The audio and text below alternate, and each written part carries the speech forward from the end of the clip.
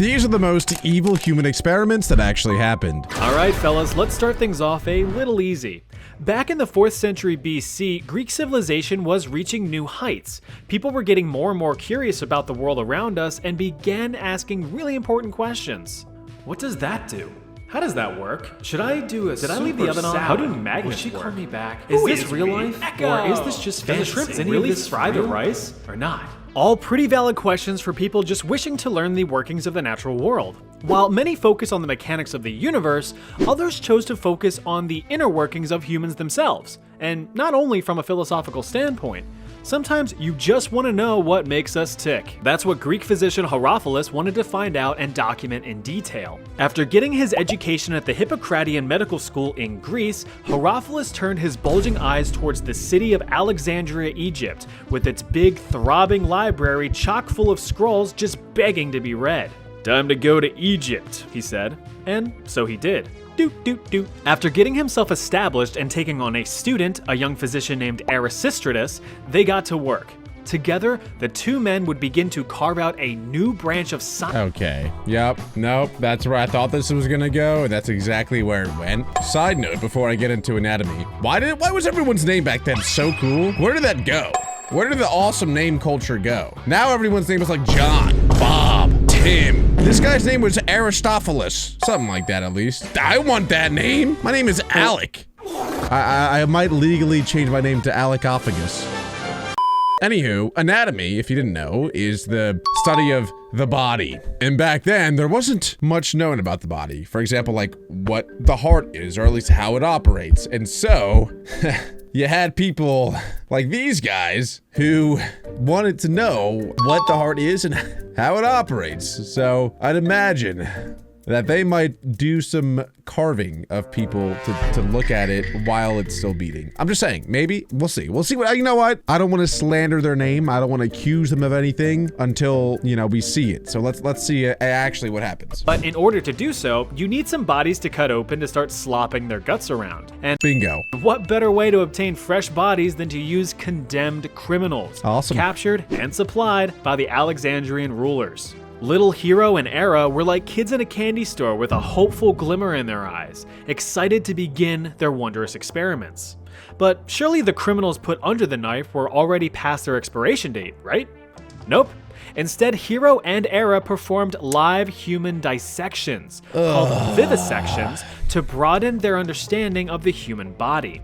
They even went as far as to perform these surgeries in full view of the public. Okay, that's unnecessary. What are we doing that for? Unless they're trying to use it as a deterrent for people breaking the law, you know? It's like a public execution, which is what they did to deter other people from breaking the law. This is a public vivisection, I think they called it. For anyone who thought it would be cool and interesting. Wow. Oh no, they just did it so people could watch if they wanted to. That is so crazy. But the thing is, like, back then, that was the culture. That was the norm. That was accepted. So like, who's for me to say like that shouldn't be allowed? Or, like, that's not right? Because back then it was normal. Like, I mean, I don't know. Maybe some people thought it was crazy. But today, obviously, that is extraordinarily awful. That's so crazy. That's both cool and interesting. That's what I'm saying. Herophilus documented their findings in extreme detail, making breakthrough discoveries of the human anatomy. In doing so, he inflicted unimaginable suffering to his subjects. Since anesthetics weren't really a thing back then, the victims felt every cut and slice. And at least like give them a bunch of alcohol, you know? That's one way to numb the pain in a sense. At least until they passed out from the pain or died of blood loss. Dissecting intestines, reproductive organs, eyes, or even purposefully damaging the motor nerves to inflict paralysis. Oh my God. It was basically a big game of, what does this button do? Oh God. In the end, Hero and Era's findings over 40 years of vivisections were revolutionary for the medical world, especially since human dissection would be outlawed shortly after their work was completed. It wouldn't be until 1800 years later that performing human dissections would be a medically acceptable practice again. But like, you know, on dead people? Their work was stored in the renowned Library of Alexandria, but they were lost in the Great Fire a few hundred years later. Okay, so everything that I said and discussed and talked about how today we like reap all the rewards of those awful experiments, scrap all of it because it all burned down. And all those people died for nothing, at least in today's age. Next up, we have Project 4.1. Project 4.1 was actually a side project proposed immediately after the deployment of Castle Bravo, a high-yield thermonuclear bomb that was dropped in 1954 by the United States. Whoa, so this is recent. That's within the last 80 years. I was under the impression that like pretty much everything we saw today would have been like ancient, essentially. Oh God. Bravo was part of Operation Castle, a series of other high-yield nuclear tests with the goal of establishing superiority over the Soviet Union. The Marshall Islands, a remote Pacific group of islands, served as ground zero for the detonation of the nuclear weapons. Castle Bravo was the strongest detonation and surprisingly produced 2.5 times the expected explosive yield, resulting in an explosive force equivalent to 15 megatons of TNT.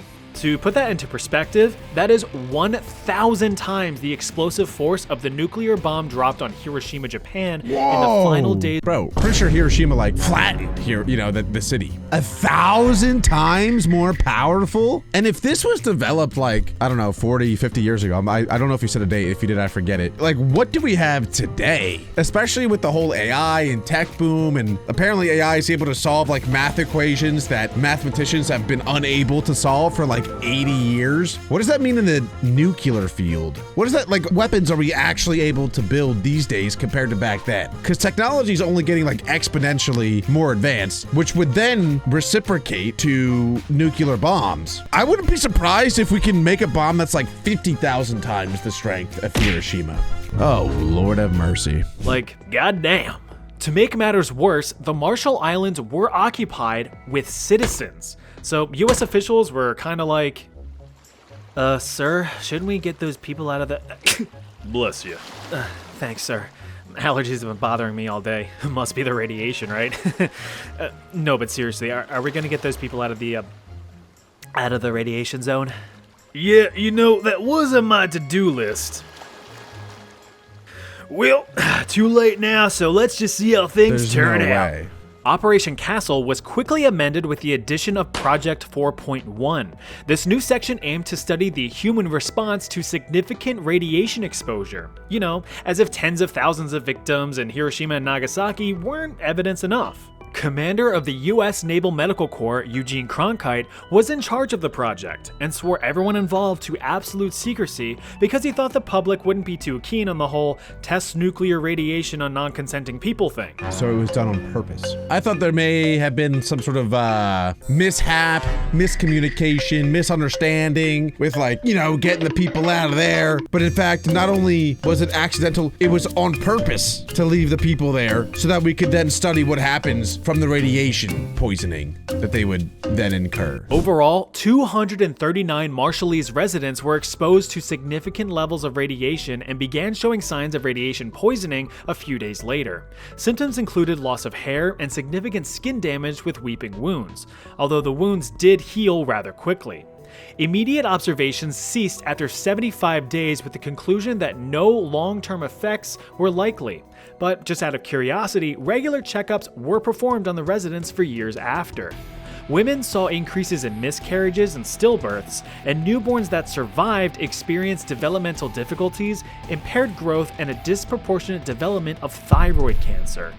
In addition, about 1/3 of those exposed had developed significant tumors by 1974, 20 years after Operation Castle commenced. In the following years, Marshallese representatives spoke out against the United States, with accusations that the scope of the experiment was premeditated and intentional, to which the US officials responded, nuh-uh.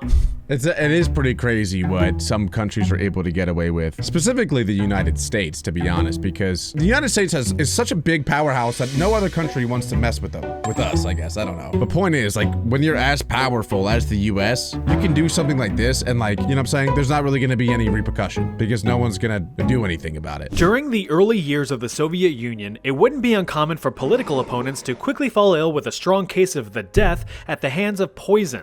In fact, it was quite an effective and discreet way to silence any and all opposition without causing too much of a stir. Well, besides the public reacting to mysterious deaths. And that is why we must rise up against... Oh, look at that. They got another one. So how were the Soviets so good at developing successful poisons? Well, you've got to run preliminary trials on living subjects, of course. So in 1921, a year before the Soviet Union officially formed, the Kamera was established. This was the Soviet Secret Service's poison laboratory.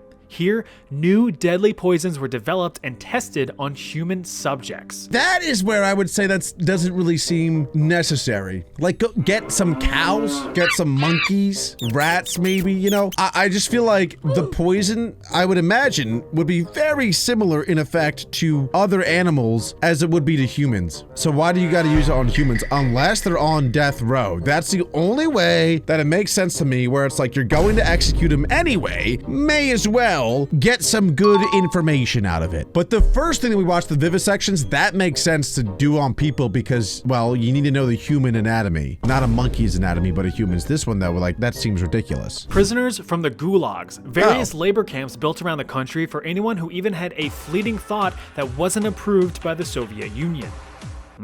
Carry on. The ultimate goal of the Kamera was to devise a poison that was not only lethal, but undetectable. It would be colorless, tasteless, odorless, and untraceable in an autopsy. Prisoners would be unknowingly administered various test poisons, which were disguised as medication. For me, if it isn't an orange Flintstone vitamin, I don't trust it. The various poisons tested included ricin, which causes severe internal distress and suffering, cyanide, which can cause violent seizures and heart attacks, and curare, a potent muscle relaxant that makes you painfully choke to death. Fun fact about cyanide, Alan Turing is the guy who created the first ever computers, and he ended his own life by putting cyanide into an apple and then taking a big bite out of the apple, which I don't know if this is technically proven to be true, but the company Apple, their logo is an apple with a bite chunk taken out of it, which I think is like a nod to Alan Turing. And that's my story of cyanide. Let's continue. And the tests were pretty successful for the Soviet Union, not for the prisoners. Research led to innovative ways to discreetly dispatch a target, from deploying a cyanide mist to making an assassination look like a heart attack. But the blue ribbon winner was the concoction known as C2, carbolamine choline chloride, which was basically liquid depression. Exposure to this sucker sparked a very curious reaction. Instead of a violent telltale "I've been poisoned" type death, the victim would simply become weak with a rapid decline in health, all while maintaining a calm and silent demeanor.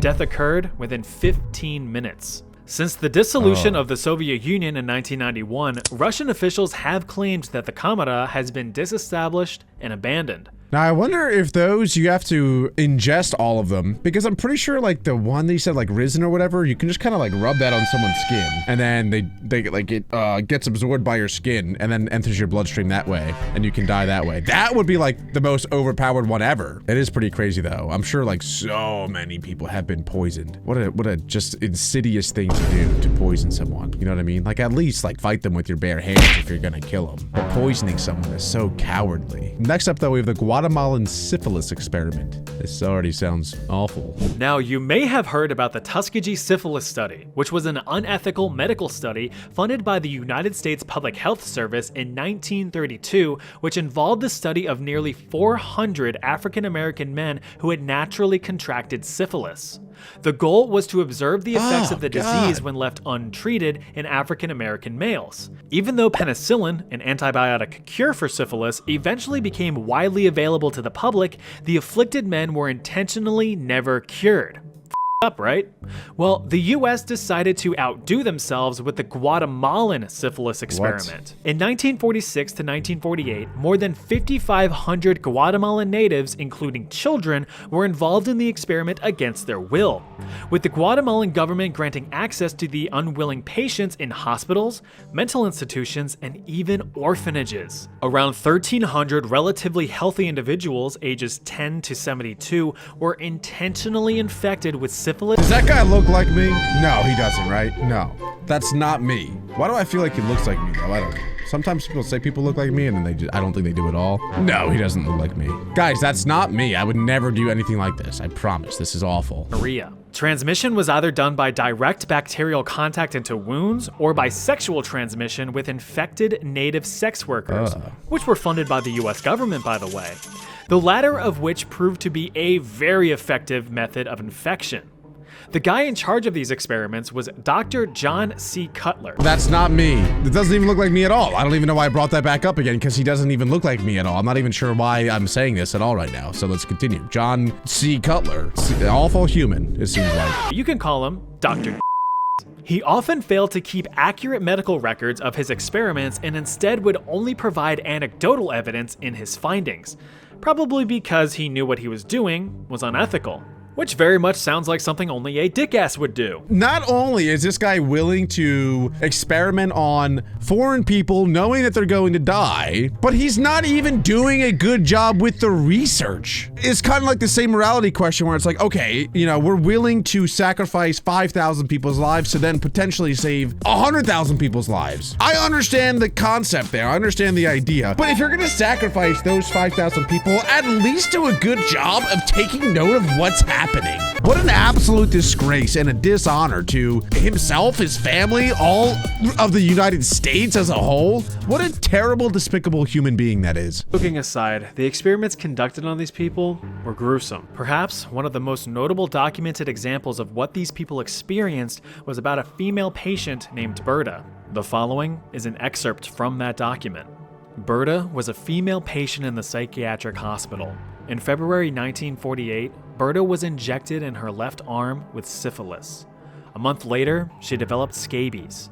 Several weeks later, Dr. Cutler noted that she had also developed red bumps where he had injected her arm, lesions on her arms and legs, and her skin was beginning to waste away. Oh my God, man. Berta was not treated for syphilis until 3 months after her injection. Soon after, on August 23rd, Dr. Cutler wrote that Berta appeared as if she was going to die, but he did not specify why. That same day, he put gonorrheal pus from another male subject into both of Berta's eyes, as well as her private areas. He also reinfected her with syphilis. Several days later, Berta's eyes were filled with pus from the gonorrhea, and she was bleeding from her private area. 3 days later, on August 27th, Berta died. Told you he was a The overall goal of the study was to determine the effectiveness of penicillin in preventing the STDs.